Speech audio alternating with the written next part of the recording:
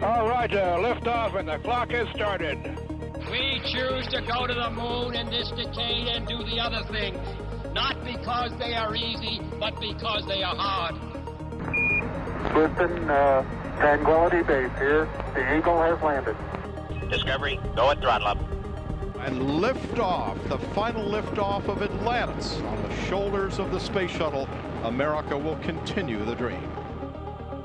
This is The Space Shot, episode 413, my conversation with Andy Saunders, Restoring Apollo. I'm John Mulnix. Hey everyone, this week is going to have multiple episodes. The first one that's going to be available is my conversation with Andy Saunders, which you're about to hear. I still am trying to get some time in my schedule to get the top 10 space movies recorded and the year in review. I'm hoping to get those done here this afternoon, but my work schedule has just been crazy busy. Without any further delay, here's my chat with Andy. Today I've got Andy Saunders on via, was Skype, but we ended up going fall back to Zencastr after some weird technical glitches.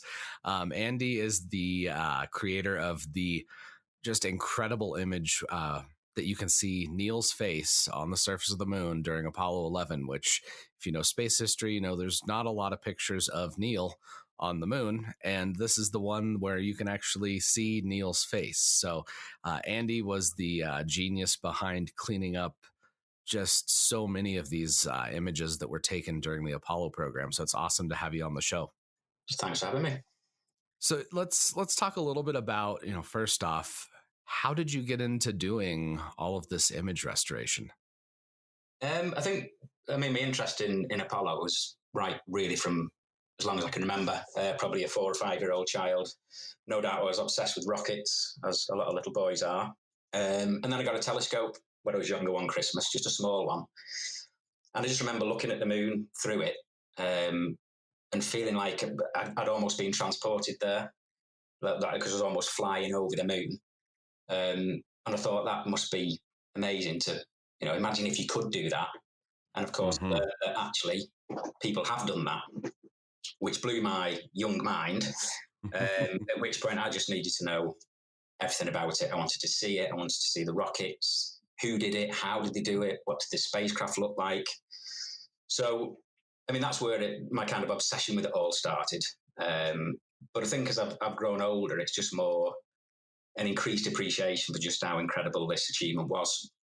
The further away it goes into the past, half a century ago, the more amazing it seems, before the computer age, and just the rawness of it all is fascinating. But the struggle I had was just getting information, getting pictures in particular, was frustrating. It was before the internet, before video recorders even.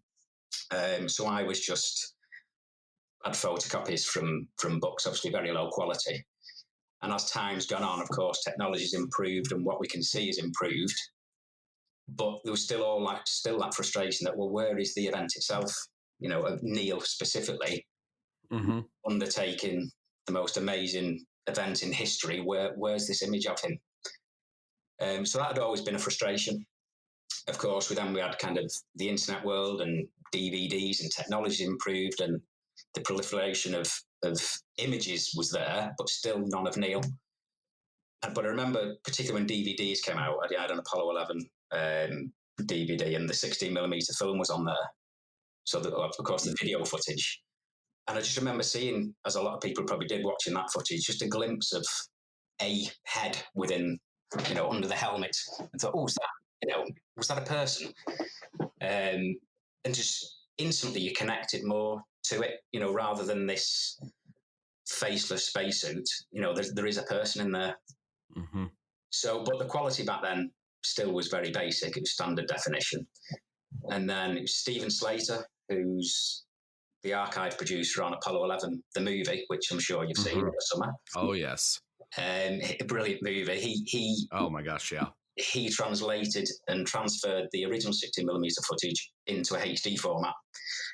And when that came out and I saw that on the web, I thought, maybe we can get, zoom in and capture something and produce an image that I felt's been missing 50 years, really. And that's how it started. So I went through frame by frame, but one single image just didn't quite have, it wasn't quite enough to produce a decent still image. But I was aware of the software that astronomers use to stack multiple frames on top of each other. Okay.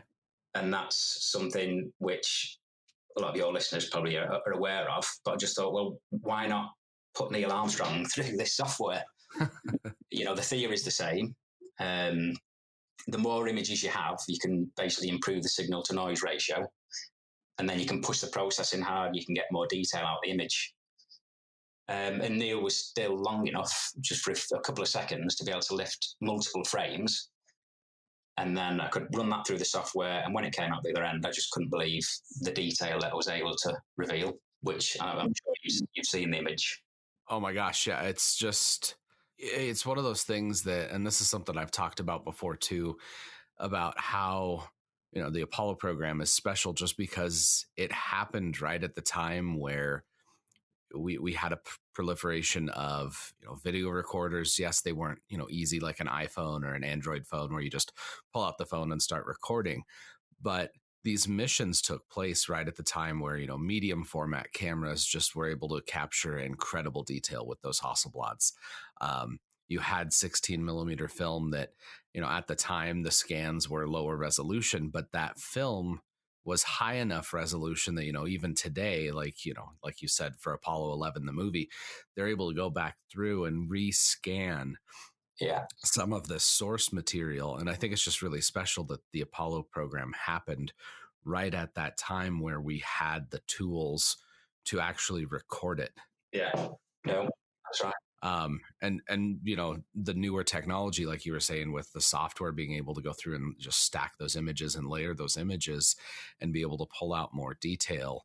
It's such a cool picture that you've got. And for everybody that's listening to, I'll be linking to Andy's Twitter in the show notes. That way you can go see all of the stuff that you share, because you're sharing some just really fun and unique pictures all the time. So I implore everybody to check out your Twitter feed. Thank you.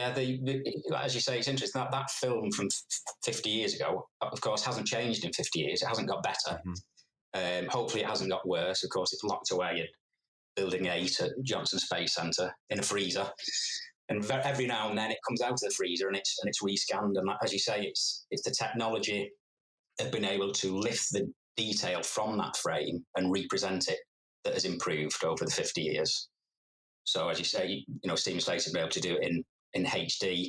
There's now scans of the Hasselblad still images, which have been rescanned at an unprecedented resolution.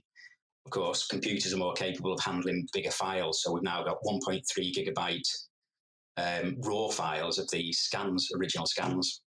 And that's a lot of what I'm trying to do now as well. A lot of what we see from Apollo images, the kind of duplicates of duplicates, and someone make a JPEG and someone will copy it and crop it. And there's a general degradation in the quality of everything we see. So let's go back to the original film, the most recent high resolution scan, utilize all the software that we can and modern digital enhancement, and represent these in as clear a way as we possibly can. So that's, since the Armstrong image, that's what I've been trying to do. I'm on a bit of a mission. Well, and I appreciate that you're doing that, just because there's so many images online that the quality is just like you said, it's not there. It's somebody uploaded a JPEG for forever ago. Yeah. And this is something I see a lot when researching some shuttle missions. It's like all they have for pictures are screen grabs from what looks like a VHS tape. Yeah. So it's just really low quality source material, which is just really sad. So hopefully there's some higher quality of that somewhere. But some of the images where one of my favorite ones is, or one of my favorite types is where you've got like an overexposed image and you go through and you clean that up. Yeah. Like the astronauts themselves, they weren't professional photographers before they went to the moon, but they had to learn to be, pretty good photographers for that. They were. What are your favorite types of images to restore? Like what, is it overexposed, underexposed? What do you prefer to work with? Well, overexposed are a lot more difficult to work with, but more gratifying in that, the image really, looking at the original scan, it looks dead. It's never used.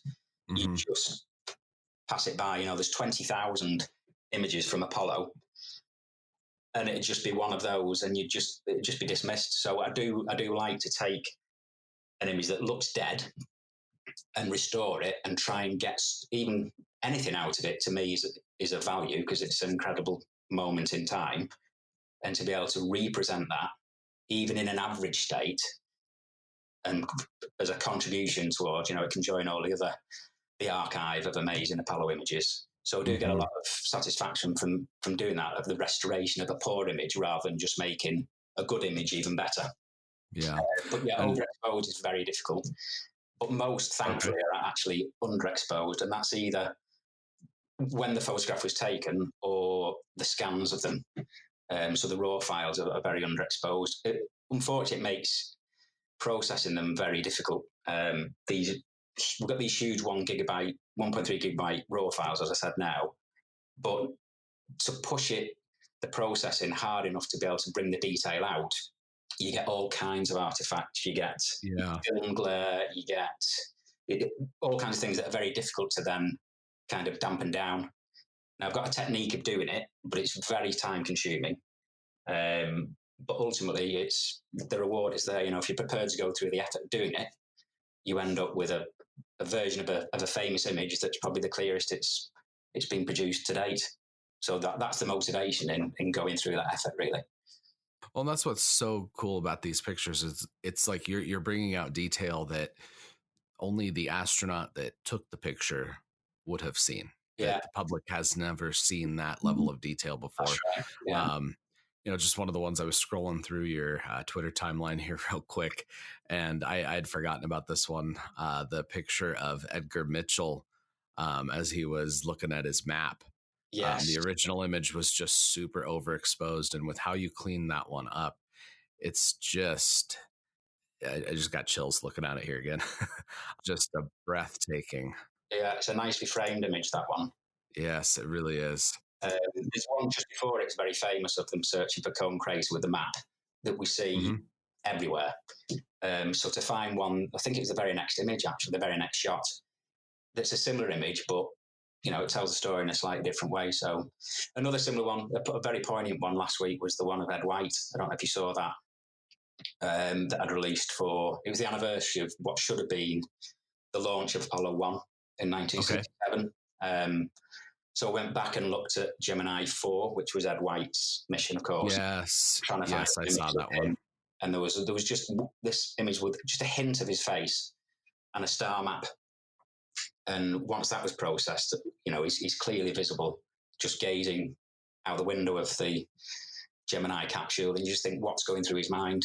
Looking through that window, is he in complete wonderment of where he is? Is he looking at the stars? Is he contemplating the enormity of his spacewalks? Of course, that was the first US spacewalk that he performed. And then coming back in, he famously said, it was the saddest moment of his life coming back in from his DBA.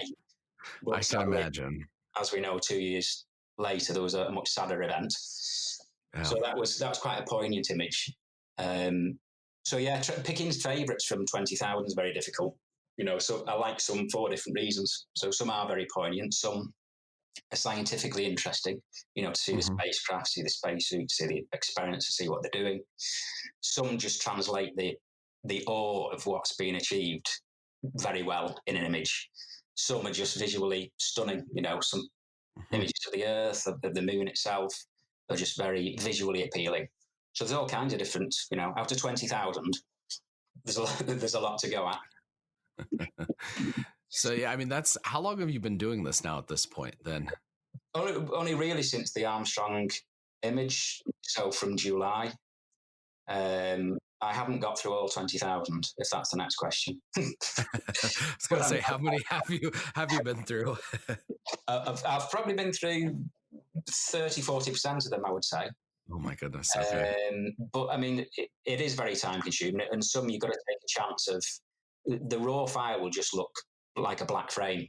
There's almost nothing. And, to go to the length of downloading a 1.3 gigabyte file and open it and try and lift the values to see if there's anything at all of interest in it is quite a process. But like I say, every now and then you're just rewarded with, something of interest that we can try and reveal. The other image too that just is really that I appreciate is the colorized of Alan Bean at Surveyor 3. Yes. Can you talk a little bit about the colorization process then too? Because there's a ton of pictures that are in black and white, and that's just how they were shot. Yeah. Could you talk a little bit about that process of getting that color and bringing out, just making it look like it would have been if you were looking out of your spacesuit? Yeah, I mean, Apollo 12 was one mission in addition to Apollo 15, where there was a very high proportion of the photographs were in black and white. I'm not entirely sure why that is. And there's not necessarily a huge number of great ones in colour. So that was also frustrating. So for the 50th anniversary of Apollo 12, I went through some of these absolutely classic shots that are in black and white. So there's the Surveyor 3 one that you mentioned. There's the portraits that Alan and Pete took of each other. There's one that's incredibly sharp of Alan Bean holding a sample container. It's a very famous image. But I think in colour, you can just, again, connect with it more. It seems to bring it forward 50 years. And so that process, again, it's a very time-consuming process. But colorization of photographs, black and white photographs, a lot of people have a strong opinion of, well, you shouldn't do it because typically it's a very historical image and there's no reference for the colour. So the artist is then guessing the colours. Might be an educated guess, or it might be a wild guess. And so a lot of people don't like that. But the beauty of the Apollo images is, of course, we do have colour versions because they did take colour film. So what I'm able to do with those is actually directly sample the colours from the colour frames, and then you effectively paint that onto the black and white frame in Photoshop digitally. You're not making up the colors. You're using actual references. Accurate colors painted onto the black and white image. And the black and white image, of course, remains. So the detail in it is unchanged. But yeah, it's a very time-consuming process. So, for example, in a skin tone, there's about 15 different colors all layered on top of each other to try and get an accurate skin tone. Wow. Obviously, that doesn't happen with the images on the lunar surface, but some of the kind of from mission control and suit up images that I've done, you've got to do the skin tone then, and that's very difficult to get accurately. But again, it's quite relaxing doing, to be honest. It's like painting, I guess, but painting digitally. Yeah, well, and that's what's just so special about that I like about colorized images is, it's not the original file, but it's one of those things that does just it brings it to life, like the picture of Chris Kraft and Gordon Cooper during Gemini 6 and 7 that you have. Yeah, the rendezvous celebration. Yeah, that is just, I love that. Like the black and white picture's cool. Yeah, but being able to see the color, you have the flags, you have the cigar, you have the cigar wrapper, you have his tie. I mean, like there's just it's so much more special to me in color. So, I do appreciate when you're able to do that. So we're in about the middle kind of all of the 50th anniversary celebrations. The next big one that we have coming up is for Apollo 13. Can you talk to us about what you've been doing in preparation for that mission? Yeah, well, that is one mission that I've been through every single image. Awesome. There were a lot less because, of course, they never made the landing, but of course they still went around the moon. So they still took some pretty stunning photographs of the moon itself, of the Earth. There's a lot of quite poignant ones in there, of course, because of what happened with the explosion and Jim not being able to walk on the moon for a second time and just watching it pass by.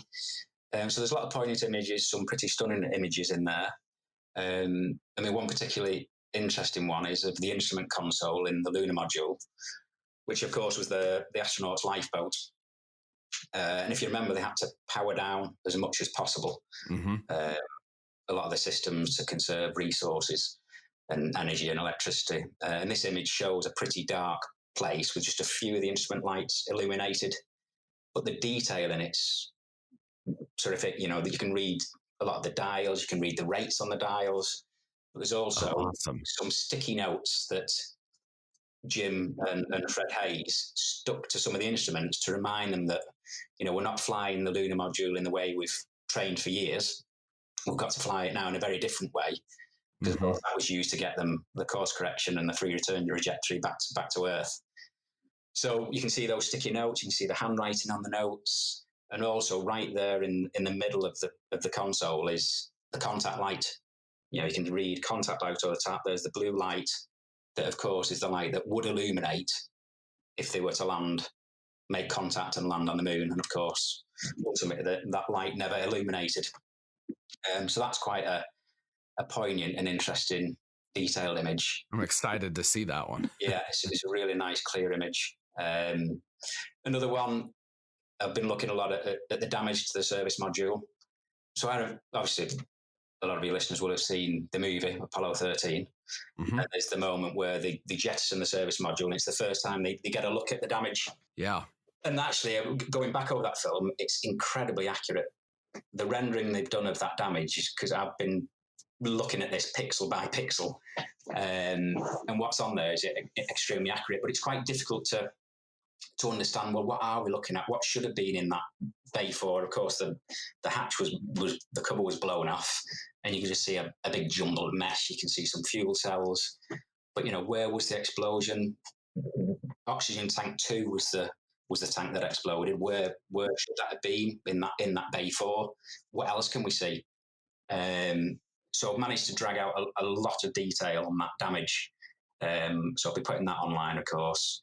Some of the visualizations, I've been able to go back and find the original photographs that were taken at North American Rockwell of the inside of Bay 4 just before it left the factory.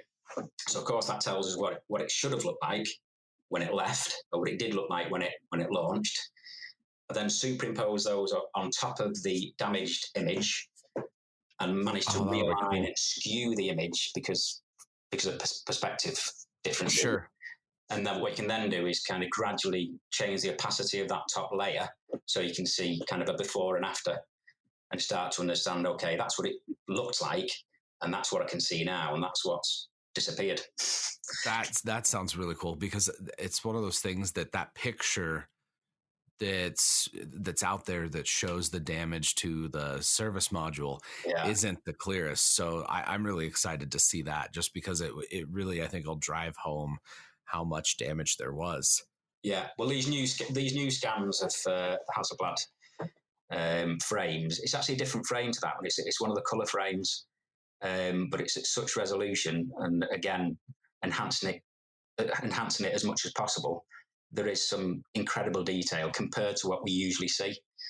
You can see individual mechanical fixings in the paneling, for example. Mm-hmm. You can see some of the cables within the damaged bay. Oh, wow. So it is really, really detailed image. So yeah, I'm looking forward to putting that one out in the next few weeks. No doubt.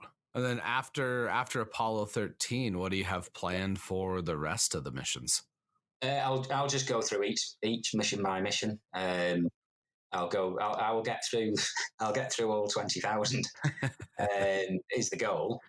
And if there's anything of interest, I will find it, and I'll enhance it, and I'll put it out there for people to see. Well, I'm excited about it. I know that there's a couple people at the Cosmosphere that are really excited about all of this as well. It's one of those things. This is what I love about the space community is, I mean, you're in the UK. I'm here in Colorado. I know people all over the United States, people in Europe, in Australia that I've heard from. It's such a cool community, and we're spread out all over, but there's missions like this that bring us together. And the power of these missions to do that is just something that I hope everybody appreciates how special that is. Yeah, absolutely. Well, Andy, thank you very much for coming on the podcast. I'm going to have you on again in the future. And at some point, I'll definitely have to have you on the Cosmosphere podcast as well. That way we can talk about Apollo 13 sometime after the anniversary, or actually maybe around it. Yeah, we'll see how my schedule goes. Yeah.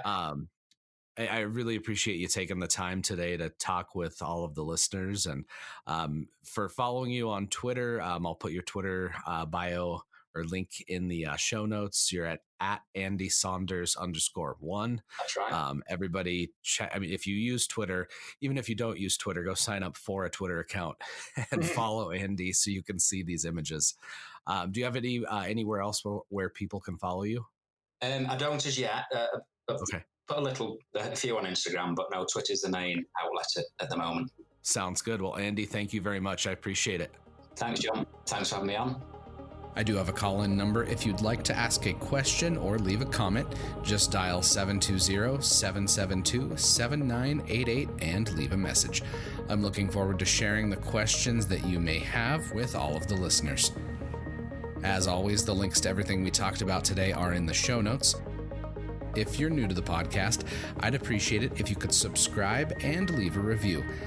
Reviews in Apple Podcasts help more people find out about the show, and they help make sure it reaches as many people as possible.